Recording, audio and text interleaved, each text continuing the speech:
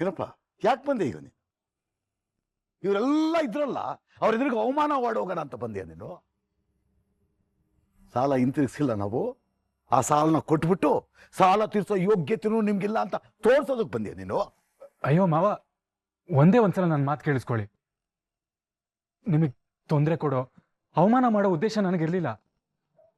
ಯಾರೋ ಹೀಗೆ ಬಂದು ನಿಮ್ಗೆ ಅವಮಾನ ಮಾಡೋದನ್ನು ನೋಡೋದಕ್ಕೆ ನಂಗೆ ದುಃಖ ಆಗತ್ತೆ. ನಮ್ಮವ್ರು ಮಾಡೋದು ಅವಮಾನನೇ ನಾನು ನುಂಗ್ಕೊಂಡ್ಬಿಟ್ಟಿದ್ದೀನಿ. ಇನ್ನು ಬೇರೆಯವ್ರು ಮಾಡಿದಾಗ ಅದು ಅವಮಾನನ?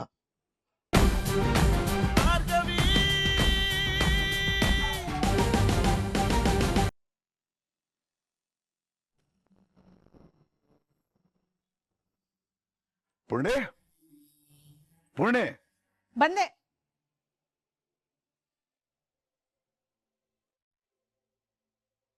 ಸರಿ ಪುಣ್ಯ, ನಾನು ಹೋಗ್ಬಿಟ್ಟು ಬರ್ತೀನಿ.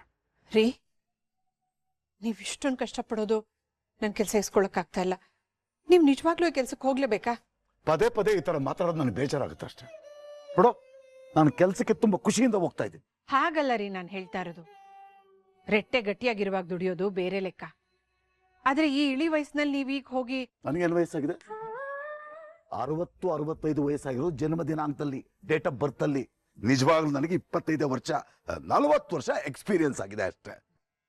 ರೆಡಿ, ಕೆಲ್ಸಕ್ಕೆ ಹೋಗ್ತಾ ಇದ್ದೀನಿ. ನಗ್ತಾ ನಗ್ತಾ ಕಳಿಸ್ಕೊಟ್ಬಿಡು. ಆಯ್ತು ಬಿಡಿ, ನೀವು ಖುಷಿಯಾಗಿದ್ದೀರಲ್ಲ ಅಷ್ಟು ಸಾಕು ನನ್ಗೆ. ನಾನು ಖುಷಿಯಾಗಿದ್ದೀನಿ. ಕೊನೆಗೂ ಸಂಸಾರ ಜವಾಬ್ದಾರಿ ತಗೊಂಡಲ್ಲ ಅಂತ ಸಮಾಧಾನ ಐತೆ ನನಗೆ, ಅಷ್ಟು ಸಾಕು. ಮೊದಲನೇ ದಿವಸ ಲೇಟಾಗಿ ಹೋಗ್ಬಾರ್ದು, ನಾನು ಬರ್ತೀನಿ. ಒಂದ್ ನಿಮಿಷ ಇರ್ತೀರಾ? ಡಬ್ಬಿಗೆ ಹಾಕಿಟ್ಟಿದ್ದೀನಿ, ಕೊಡೋದ್ ಮರ್ತಿದ್ದೀನಿ, ತರ್ತೀನಿ ಈಗ್ಲೇ.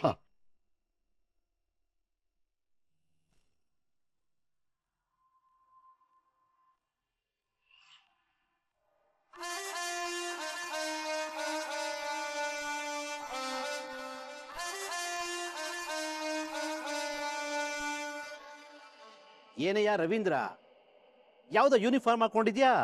ಕೆಲ್ಸಕ್ಕೆ ಹೊಂಟಿಯೋ? ಇನ್ನು ಕೆಲಸ ಮಾಡೋಕ್ಕೂ ಬರುತ್ತಾ?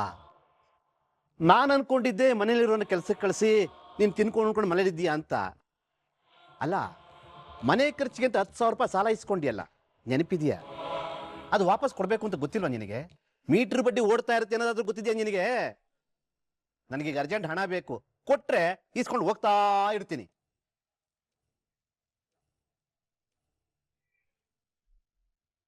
ಸಮಡ, ಮನೆ ಪರಿಸ್ಥಿತಿ ಸರಿ ಇಲ್ಲ. ನಾನೀಗ ಕೆಲ್ಸಕ್ಕೆ ಸೇರಿದ್ದೀನಿ, ತಿಂಗಳು ಕೊನೆ ಕೊಟ್ಬಿಡ್ತೀನಿ. ನಿಮ್ಮನೆ ಪರಿಸ್ಥಿತಿ ಯಾವಾಗ ತಾನೇ ಸರಿ ಇದೆ ಹೇಳಿ?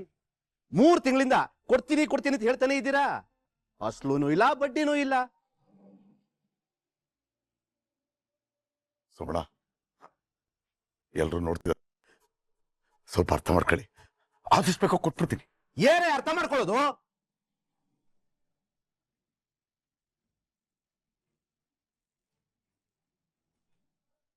ಇಸ್ಕೊಡುವಾಗಿರೋ ಶ್ರದ್ಧೆ ವಾಪಸ್ ಕೊಡುವಾಗಿರೋದಿಲ್ಲ.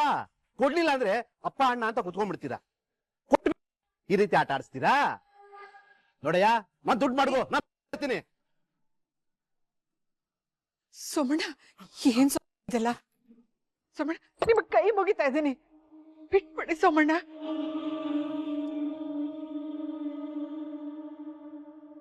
ಎಲ್ಲ ನೋಡ್ತಾ ಇದ್ದಾರೆ, ಬಿಡಿ ಸೋಮಣ್ಣ.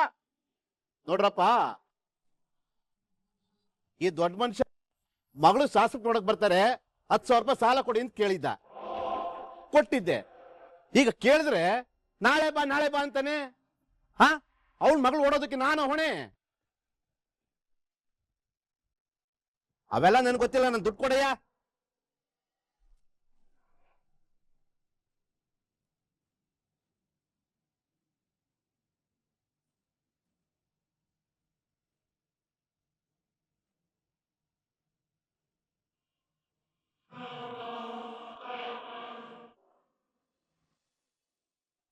ಅಕ್ಕ, ಗಂಟೆಗೆ ಒಂದ್ಸಲ ಕಾಫಿ ಕುಡಿದೇ ಹೋದ್ರೆ ಏನೋ ಕಳ್ಕೊಂಡ್ ಹಾಗನ್ಸುತ್ತೆ. ಇರಿ ಅಕ್ಕ, ಹೋಗ್ ಒಂದ್ ಲೋಟ ಕಾಫಿ ಮಾಡ್ಕೊಂಡ್ ಬಂದ್ಬಿಡ್ತೀನಿ. ಸಾಕ್ಷಿ, ಮನೆ ಹೊಸ ಕೆಲ್ಸದೋಳ್ ಬಂದಿದ್ದಾಳಲ್ಲ, ಅವಳ ಕೈಲಿ ಮಾಡ್ಸಿದ್ರ ಇತ್ತು. ಹೌದಲ್ವಾ? ಹೋ, ಅಭ್ಯಾಸ ಬಲ ಮರ್ತೆ ಹೋಗಿದ್ದೆ, ಅವಳ ಕೈಲೇ ಮಾಡಿಸ್ತೀನಿ. ಲೇ, ಅಲ್ಗೆಲ್ ಹೋಗ್ತಿದ್ಯಾ?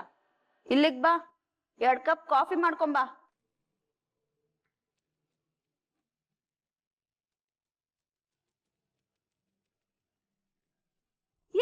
ಮಾಡ್ತಿದ್ಯಾ? ಕಾಫಿ ಸ್ಟ್ರಾಂಗ್ ಆಗಿರ್ಲಿ. ಸರಿ ಮೇಡಮ್.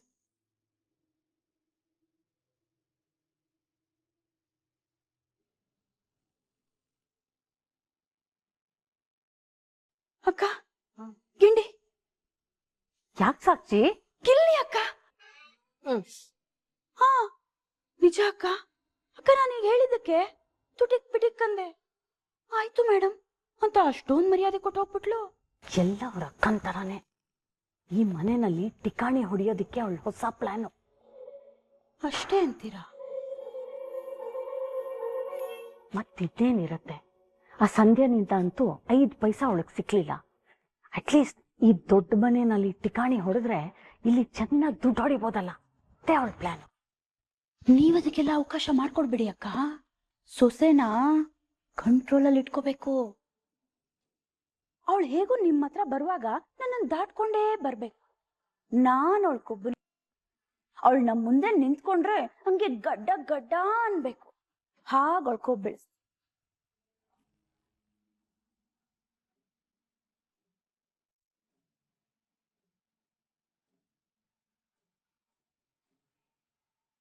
ಏನೇ ಯಾವತ್ತೂ ಕಾಣ್ದಿರೋ ನಯ ವಿನಯ ಎಲ್ಲ ಕಾಣ್ತಾ ಇದೆ.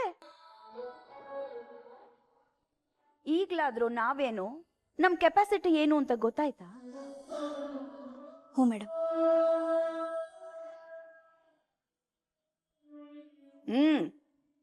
ಒಳ್ಳೇದು. ಹೀಗೆ ತಗ್ಗಿ ಬಗ್ಗಿ ನಡ್ಕೊಂಡ್ರೆ ಈ ಮನೇಲಿರೋದಕ್ ಬಿಡ್ತೀವಿ. ಇಲ್ಲ ಅಂದ್ರೆ ಗುರಾಯಿಸ್ತಿಯಲ್ಲ ಆ ನಿನ್ ಬಟ್ಲು ಕಣ್ಣು ಕಿತ್ತು ಗೋಲಿ ಆಡ್ಬಿಡ್ತೀನಿ.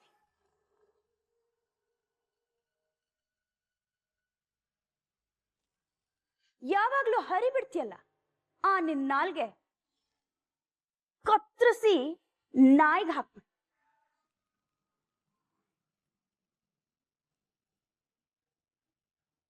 ನಿನ್ ಕಾಲ್ ಮುರಿದು ಮೂಲೆಯಲ್ಲಿ ಕೂರ್ಸ್ಬಿಡ್ತೀವಿ.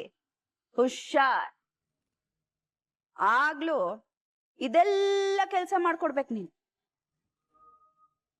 ಹೀಗೆ ಯಾವಾಗ್ಲೂ ನಮ್ ಮುಂದೆ ತಲೆ ತಗ್ಗಿಸಿ ಭಯ ಭಕ್ತಿಯಿಂದ ನಿಂತಿರ್ಬೇಕು. ಓಕೆ?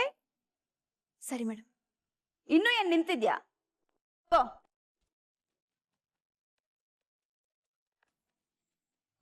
ನೋಡಿದ್ರ ಅಕ್ಕ, ನಾನ್ ಹಾಡಿದ ಮಾತಿಗೆ ಹೆಂಗ್ ಶಾಕ್ ಆಗ್ಬಿಟ್ಲು. ಹಿಂಗೆ ಕಂಟ್ರೋಲ್ ಅಲ್ಲಿ ಇಟ್ಕೋಬೇಕು ನೀವು. ಹೌದು ಸಾಕ್ಷಿ, ನೀನ್ ಹೇಳಿ ಎಷ್ಟೊಂದು ತಿಳ್ಕೊಂಡ್ಬಿಟ್ಟಿದ್ಯಾ ನೀನು. ಕಾಫಿ ಕುಡೀರಿ ಅಕ್ಕ, ಬೈಯಕ್ಕಿನ್ನು ಶಕ್ತಿ ಬೇಕು.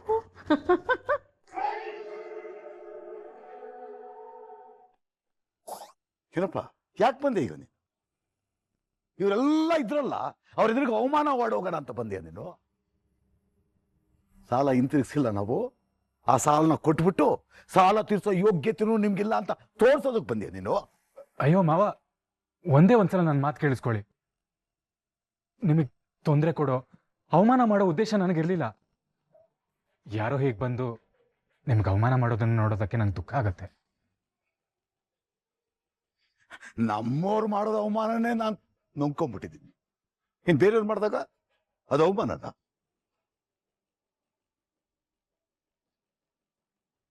ನಿಮಗೆ ನೋವು ಕೊಡೋ ಉದ್ದೇಶ ನನಗಿರ್ಲಿಲ್ಲ ಅಂಕಲ್. ನಮ್ಮ ಪ್ರೀತಿನ ಎಲ್ಲರೂ ಅಪಾರ್ಥ ಮಾಡ್ಕೊಂಡಿದ್ದೀರ. ಈಗಲೂ ಅಷ್ಟೇ, ನಿಮ್ಮ ಜೊತೆ ಮಾತಾಡಿಸ್ಕೊಂಡು ನಿಮ್ಮ ಯೋಗಕ್ಷೇಮ ವಿಚಾರಿಸ್ಕೊಂಡು ನಾವು ಮಾಡಿರೋ ತಪ್ಪಿಗೆ ಕ್ಷಮೆ ಕೇಳೋಣ ಅಂತ ಬಂದಿದ್ದೆ. ಅಷ್ಟಲ್ಲೇ ಹೀಗಾಗೋಯ್ತು. ನೋಡಪ್ಪ, ನಮ್ಮ ಮಗಳು ನಮ್ಮ ಜೊತೆನಲ್ಲಿ ಇಲ್ಲ ಅನ್ನೋದನ್ನ ನಾವೇ ಅರ್ಥ ಮಾಡ್ಕೊಳ್ಳೋದಕ್ಕೆ ಇಷ್ಟೊಂದು ಕಷ್ಟಪಡ್ತಾ ಇದ್ದೀವಿ. ಈಗ ನೀನು ಮತ್ತೆ ಮತ್ತೆ ಬಂದು ಅವಳನ್ನ ಪದೇ ಪದೇ ನಮಗೆ ಜ್ಞಾಪಿಸ್ಬೇಡ. ಅಂಕಲ್, ನಿಮ್ಮ ದುಃಖ ನನಗೆ ಅರ್ಥ ಆಗತ್ತೆ.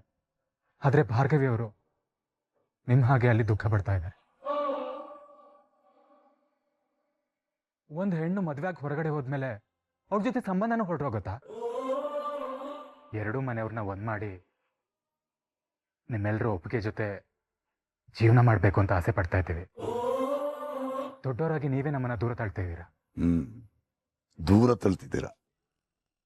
20-30 ವರ್ಷ ನಿಮ್ಮನ್ನ ಎತ್ತು ಒತ್ತು ಸಾಕಿ ದೊಡ್ಡವ್ರನ್ನ ಮಾಡಿದ್ವಲ್ಲ, ಅಂಥವ್ರಿಗೆ ಹೇಳ್ದೆ ಮದುವೆ ಆದವ್ರು ನೀವು. 2-3 ದಿವಸದಲ್ಲಿ ಎಲ್ಲ ಸರಿ ಹೋಗ್ಬಿಡ್ಬೇಕು ಅಂತ ಆಸೆ ಪಡ್ತೀರ. ಅಂತ ಕಾಲ ಇದು. ನಿಮ್ಮಂಥವ್ರಿಗೆ ನಮ್ಮ ಮಾತುಗಳು ಅರ್ಥ ಆಗಲ್ಲ. ಯಾವಾಗ ಅರ್ಥ ಆಗುತ್ತೆ ಗೊತ್ತಾ? ನಿಮ್ಗೊಂದಿಬ್ರು ಮಕ್ಕಳಾಗ್ತಾರಲ್ಲ, ಅವಾಗ ಗೊತ್ತಾಗುತ್ತೆ ಎತ್ತೋರ್ ಸಂಕಟ ಏನು ಅಂತ ನಿಮ್ಗೆ. ನೋಡಪ್ಪ, ನೀವು ತಗೊಂಡ ನಿರ್ಧಾರಗಳಿಂದ ಈ ಊರಿನ ಜನ ನಮ್ಮನ್ನು ಏನೇನು ಅಂದ್ರು ಅಂತ ನೀವೇ ನೋಡಿದ್ರಲ್ಲ. ನೀವೇನೋ ಸುಲಭವಾಗಿ ಊರವ್ರು ಏನಾನ ಮಾತಾಡ್ಕೊಂಡು ಬಿಡಿ, ನಿಮ್ಗೆ ಯಾಕೆ ಅಂತ ಹೇಳ್ಬಿಡ್ಬೋದು ನೀವು. ಆದ್ರೆ ನಾವಿದ್ದೀವಲ್ಲಪ್ಪ, ನಾವು ಇಲ್ಲೇ ಬದುಕ್ಬೇಕಲ್ಲ ಈ ಜನಗಳ ನಡುವೆ. ನಮ್ಮ ವಿಷಯ ಬಿಟ್ಟಾಕ್, ಹೇಗೋ ಜೀವನ ಮಾಡ್ತೀವಿ. ನೀವಿದ್ರಲ್ಲ, ನೀವಿಬ್ರು ನಿಮ್ಮ ಜೀವನ ನೀವೇ ಆಯ್ಕೆ ಮಾಡ್ಕೊಂಡಿದ್ದೆ ತಾನೆ. ಹೋಗಿ ಎಲ್ಲಾದ್ರೂ ಕಣ್ಣಿ ಮರಿಯಾಗಿ ಆರಾಮಾಗಿ ಇದ್ದು ಬಿಡಿ, ಹೋಗಿ. ಇಷ್ಟೇ ಕಣಪ್ಪ ನಾವು ಕೇಳ್ಕೊಳ್ಳೋದು. ಸುಮ್ಮನೆ ಪದೇ ಪದೇ ಬಂದು ನಮ್ಮ ಮನಸ್ಸಿಗಾಗಿದೆಯಲ್ಲ, ಎದೆಗಾಗಿದೆಯಲ್ಲ ನೋವು, ಅದನ್ನ ಕೆಣಕಿ ಮತ್ತೆ ನೋವು ಕೊಡೋಕ್ ನೋಡ್ಬೇಡಿ, ಹೋಗಿ. ನೀನ್ ಸಹಾಯ ಮಾಡಕ್ ಬಂದಿಲ್ಲಪ್ಪ, ಅದಕ್ಕೆ ನನ್ ಗೌರವ ಇದೆ. ಆದ್ರೆ ಅದಕ್ಕಿಂತ ಹೆಚ್ಚಾಗಿ ನಮಗೆ ಸ್ವಾಭಿಮಾನ ಇದೆ. ನಿಮ್ ದಯ ದಾಕ್ಷಿಣ್ಯ ಯಾವುದು ಬೇಕಾಗಿಲ್ಲ. ನನಗೆ ಶಕ್ತಿ ಇದೆ ನನ್ನ ದೇಹದಲ್ಲಿ. ಅದು ಇರೋವರೆಗೂ ದುಡ್ದು ತಿಂತೀವಿ ನಾವು, ದುಡ್ದು ಬರ್ತೀವಿ. ನನ್ನ ಸಂಸಾರ ನಾನು ಸಾಕ್ತೀನಿ.